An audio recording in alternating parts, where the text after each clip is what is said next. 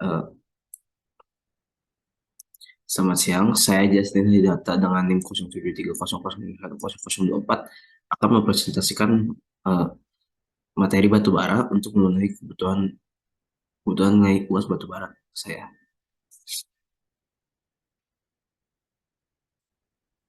Yang pertama ada klasifikasi batu bara. Klasifikasi batu bara terbagi menjadi dari yang paling tinggi yaitu adalah batuan antrasit. Batuan antrasit memiliki kadar karbon yang lebih tinggi 86%, kadar air lebih rendah yang angkanya kurang dari 15%, dan kandungan bahan bakar padat itu tinggi. Lalu di peringkat kedua ada batu bara bituminus. Batu bara minus memiliki karbon menengah hingga tinggi dari 45 sampai 46% dengan kadar air sedang 5 sampai 15% dan kandungan bahan bakar yang padat tinggi. Lalu yang ketiga peringkatnya ada batuan batu bara subbituminus dengan kadar karbon sedang 35 sampai 45%, kadar air sedang hingga tinggi dan kandungan bahan bakar padat sedang. Lalu ada batu bara lignit yang paling rendah di klasifikasi batu baranya itu sendiri memiliki karbon rendah hingga sedang di angka 25 sampai 35% dengan kadar air tinggi 30 sampai 40% dan kandungan bahan bakar padat rendah. Lalu selanjutnya ada proses pengayakan. Pengayakan batu bara adalah proses pemeriksaan ukuran-ukuran partikel batu bara untuk memastikan fraksi-fraksi dengan ukuran yang diinginkan menjadi ukuran yang lebih kecil maupun lebih besar permukaannya. Pada umumnya pengayakan batu bara dilakukan dengan menggunakan alat pengayak atau saringan dengan ukuran lubang yang telah ditentukan. Lalu ada proses pencucian batu bara.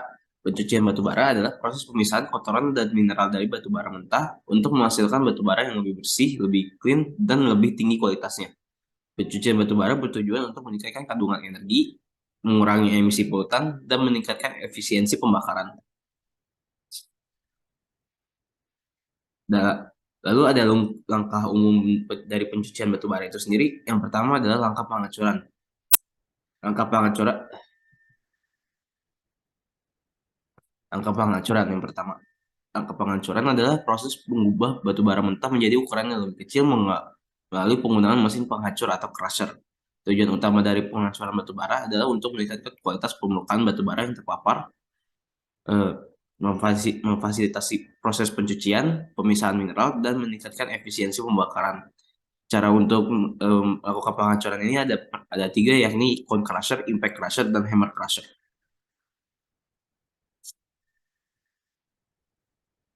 Yang pertama ada hammer crusher. Hammer crusher itu sendiri menggunakan palu berputar untuk memacukan batu bara. Palu berputar dengan kecepatan tinggi, memukul batu bara yang dimasukkan ke dalam ruang penghancuran menghasilkan pemecahan yang lebih kecil. Lalu ada impact crusher. Impact crusher menggunakan tumbukan energi kinetik untuk menghancurkan batu bara. Batu bara dilemparkan ke dalam rotor berputar yang memiliki palu atau piringan tembukan. Lalu ada cone crusher. Cone crusher menggunakan prinsip kompresi untuk menghancurkan batu bara. Batu bara dimasukkan ke dalam ruang penghancuran yang dilapisi oleh mantel aus. Selanjutnya adalah pemisahan berdasarkan ukuran dari batu bara. Pemisahan batu bara berdasarkan ukuran adalah proses memisahkan batu bara menjadi fraksi-fraksi dengan ukuran yang berbeda masing-masingnya. Pemisahan ini dilakukan dengan menggunakan alat pengayak atau saringan dengan lubang ukuran tertentu. Pemisahan berdasarkan ukuran batu bara penting karena ukuran partikel dapat mempengaruhi kinerja pembakaran, transportasi, dan penggunaan batu bara dalam berbagai aplikasi industri. Alat untuk memisahkan ukuran dari batu bara itu sendiri, yang pertama ada ayakan statis. Ayakan statis, metode ini melibatkan penggunaan satu atau beberapa saringan dengan ukuran lubang yang berbeda. Batu bara dimasukkan ke dalam alat pengayak dan melalui getaran atau gerakan mekanis partikel batu bara melewati lubang-lubang yang sesuai dengan ukuran partikelnya tersebut. Lalu yang kedua ada ayakan getar. Ayakan getar menggunakan gerakan getar atau getaran mekanis yang menggerakkan partikel batu bara melalui saringan. Hal ini memungkinkan pemisahan berdasarkan ukuran partikel batu bara dengan lebih efisien dan cepat. Lalu yang ketiga ada metode hidrosilikon. Hidrosilikon adalah alat yang menggunakan prinsip pemisahan batu bara berdasarkan densitas. Batu bara dicampur dengan air dan dimasukkan ke dalam hidrosilikon. Di dalam hidrosilikon, partikel-partikel batu bara dengan ukuran yang lebih kecil akan terbawa oleh arus air.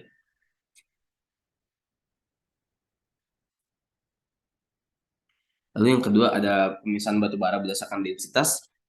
Pemisahan batu bara berdasarkan densitas adalah proses pemisahan fraksi-fraksi batu bara berdasarkan densitasnya. Metode ini digunakan untuk memisahkan batu bara dari mineral pengotor yang memiliki densitas yang lebih tinggi daripada batu baranya itu sendiri.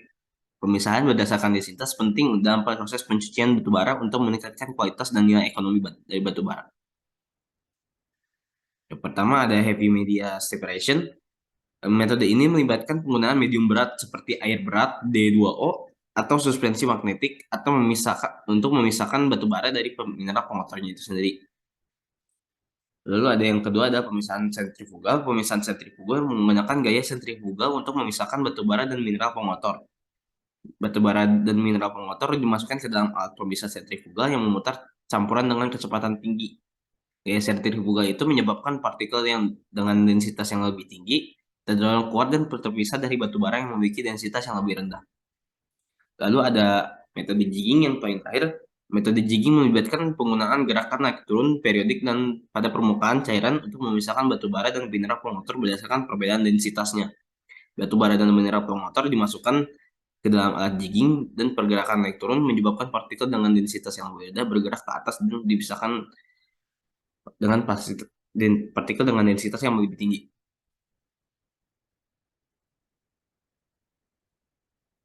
Lalu yang terakhir adalah flotasi. Flotasi batu bara adalah metode pemisahan yang menggunakan prinsip adesi dan kemampuan mineral-mineral pengotor untuk melekat pada gelembung udara. Metode ini digunakan untuk memisahkan batu bara dari mineral pengotor yang memiliki afinitas yang berbeda terhadap gelembung udara.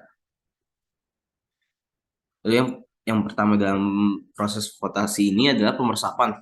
Batu bara dimasukkan ke dalam tangki pemeresap atau conditioner tank, di mana batu bara dicampur dengan air dan bahan kimia pengapung atau flotasi yang dikenal sebagai reagen pengapung. Lalu yang kedua adalah pembentukan gelembung. Udara atau gas lainnya yang dialirkan ke dalam tangki pemeresap atau conditioner tank tadi membentuk gelembung-gelembung kecil. Gelembung-gelembung ini melekat pada partikel mineral pengotor yang hidrofobik, berarti sukar air. Sementara partikel batu bara yang hidrofilik bersifat larut dalam air tidak terpengaruh oleh gelembung udara. Lalu ada yang ketiga, proses flotasinya campuran batu bara, air dan gelembung udara yang terbentuk dipompa ke dalam unit flotasi seperti sel flotasi atau kolam flotasi. Di dalam unit flotasi, gelembung udara dan mineral pengotor yang melekat padanya naik ke permukaan membentuk busa atau froth bahasanya. Di atas larutan busa ini mengandung mineral pengotor yang dapat diangkat dan dikeluarkan sebagai produk limbah. Jadi tinggal di scoop dari atasnya. Lalu yang terakhir adalah proses pengumpulan dan pengeringan. Busa yang mengandung mineral pengotor diambil sebagai produk pengapungan atau konsentrat. Sementara batu bara yang tidak terapung tetap berada di bawah larutan. Produk pengapungan kemudian dikumpulkan di resirkulasi atau diberikan perlakuan lanjutan seperti pengeringan untuk menghasilkan produk yang lebih kering dan yang lebih berkualitas dan lebih bersih itu sendiri. Sekian presentasi dari saya. Mohon maaf bila ada kekurangan suatu apapun. Sekian, terima kasih.